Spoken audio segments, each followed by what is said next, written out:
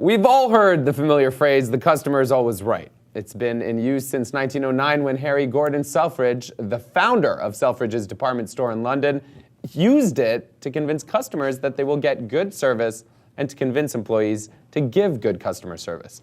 But it might just be time to retire that phrase.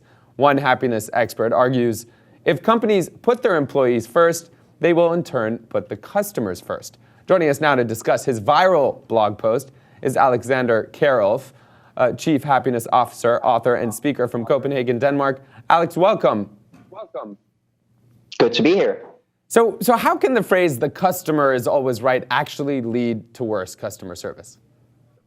Well, here's what happens in a lot of places that you have an employee, a store worker, a server in a restaurant trying to do their job. And you have a completely unreasonable customer making outrageous demands under the guise of, the customer is always right. As an employee, you try to enforce the rules and you try to do what's right, what the workplace is demanding of you. The customer goes over your head, says, I demand to speak to your manager. The manager gives the customer whatever they want. And as an employee, you're left feeling undermined and betrayed, and then makes you deeply unhappy.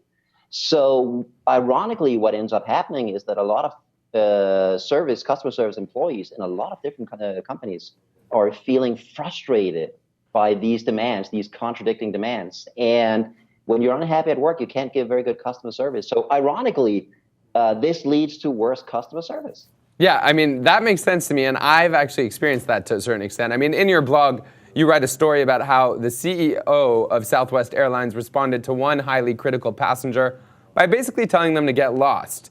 So should companies fear losing customers if they side with their employees? I think that's the problem. That you're afraid that this customer will cause a stake, or this customer will go elsewhere.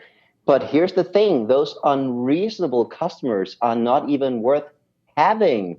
If you can take one of those unreasonable, rude, abrasive, abusive customers and send them to a competitor, that's actually the best thing you can do for your business, and a really good way to hurt your competitors. Yeah, and I love that you say in the blog, some customers are bad for business. That's one of your points, number 3, which is really a very simple way of putting it, and I would venture to agree, having been on both sides of that. But Alex, you also write, on the other hand, when the company and management consistently side with customers instead of with employees, it sends a clear message that employees are not valued, treating employees fairly is not important, employees have no right to respect from customers, employees have to put up with everything from customers. So talk to us a bit about the downside for employees of this phrase. Well, that's the thing. You end up feeling betrayed and frustrated. You're doing your best. You're just trying to enforce the rules as they're written in the company.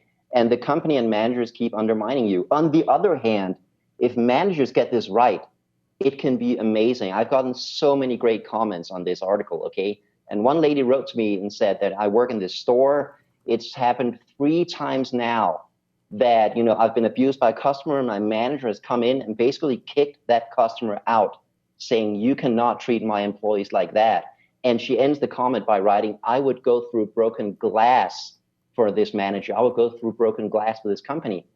And that's the thing. This is not rocket science, okay? If you treat your employees well, they will be happy at work. And we know from countless studies that happy employees give much better customer service. It's much easier to treat the customers well if you're having a good day at work, and if you're having a really bad day at work and you hate your job and you hate the manager and you hate the customers. It's really hard to give good customer service. You're going to have to fake it. And no one can fake that on a consistent basis. No, you can fake sex, but you can't fake that. Alex, thanks so much. Well, not sex, an orgasm. Thanks so much for being with us. Really a pleasure. A fascinating blog post for those who haven't read it.